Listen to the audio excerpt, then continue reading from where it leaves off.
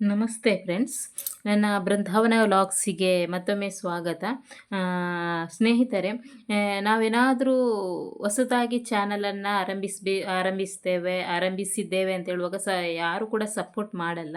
ಆದರೆ ನನ್ನ ಅಕ್ಕ ತಂಗಿಯರಾಗಿರಬಹುದು, ಅಣ್ಣ ತಮ್ಮಂದಿರಾಗಿರಬಹುದು, ನನ್ನ ಫ್ರೆಂಡ್ಸ್ ಆಗಿರ್ಬೋದು, ಎಲ್ಲರೂ ಕೂಡ ನನಗೆ ಸಪೋರ್ಟ್ ಮಾಡ್ತಾರೆ ಅಂತ ನಾನು ಎನಿಸ್ತೇನೆ. ಪ್ಲೀಸ್ ನನಗೆ ಸಬ್ಸ್ಕ್ರೈಬ್ ಮಾಡಿ, ಆದಷ್ಟು ಮಂದಿಗೆ ಶೇರ್ ಮಾಡಿ. ನಾನಿವತ್ತು ವಿಷ್ಣು ಸಹಸ್ರನಾಮದಲ್ಲಿ ಬರುವಂತಹ ಒಂದು ತುಣುಕನ್ನು ನಾನು ಹೇಳ್ತೇನೆ.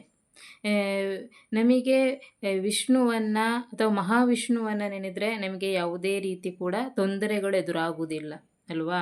ಯಾಕಂತ ಹೇಳಿದರೆ ಅವರ ಶಕ್ತಿ ಅಂಥದ್ದು. ಆ, ವಿಷ್ಣು ಸಹಸ್ರನಾಮದಲ್ಲಿ ಬರುವಂತಹ ಒಂದು ತುಣುಕು ನಮಗೆ ಸಂಪೂರ್ಣವಾಗಿ ವಿಷ್ಣು ಸಹಸ್ರನಾಮವನ್ನು ಓದಲಿಕ್ಕೆ ಸಾಧ್ಯ ಆಗುವುದಿಲ್ಲ. ಆದರೆ ಅದರಲ್ಲಿ ಬರುವಂತಹ ಒಂದು ಪವರ್ಫುಲ್ ಮಂತ್ರವನ್ನು ತಿಳಿಸ್ತೇನೆ. ಸಾಕಷ್ಟು ಮಂದಿ ಮಹಾವಿಷ್ಣು ದೇವಸ್ಥಾನಕ್ಕೆ ಹೋಗಿ ಸಾಕಷ್ಟು ಅರ್ಚನೆಗಳನ್ನು ಮಾಡ್ತೀರಿ. ಅದರಲ್ಲಿ ತುಳಸಿ ನಾಮಾರ್ಚನೆ ಆಗಿರ್ಬೋದು, ತುಳಸಿ ಅರ್ಚನೆಗಳಾಗಿರ್ಬೋದು, ಇದೆಲ್ಲ ಒಳ್ಳೆಯದು.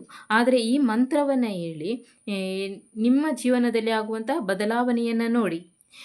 ಶ್ರೀರಾಮ ರಾಮ ರಾಮೇತಿ ರಮೇ ರಾಮೇ ಮನೋರಮೆ ಸಹಸ್ರನಾಮ ತತ್ತುಲ್ಯಂ ಶ್ರೀನಾಮ ನಾಮ ವರಾನನೆ. ಈ ಮಂತ್ರವನ್ನು ನೀವು ಪ್ರತಿನಿತ್ಯ ಜಪಿಸಿ.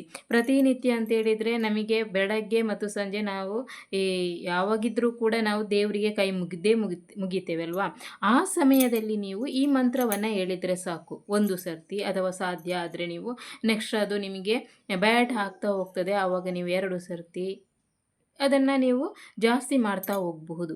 ಅಂದರೆ ನೀವು ಮಹಾವಿಷ್ಣುವಿನ ಭಕ್ತರಾಗಿದ್ದರೆ, ಎಷ್ಟು ನೀವು ಅದನ್ನು ನೀವು ಮಂತ್ರ ಪಠನೆ ಮಾಡ್ತೀರೋ ನಿಮ್ಮ ಜೀವನದಲ್ಲಿ ಕೂಡ ಅಷ್ಟೇ ಒಳ್ಳೆಯದಾಗುವಂಥದ್ದು ಖಂಡಿತ ಸತ್ಯ.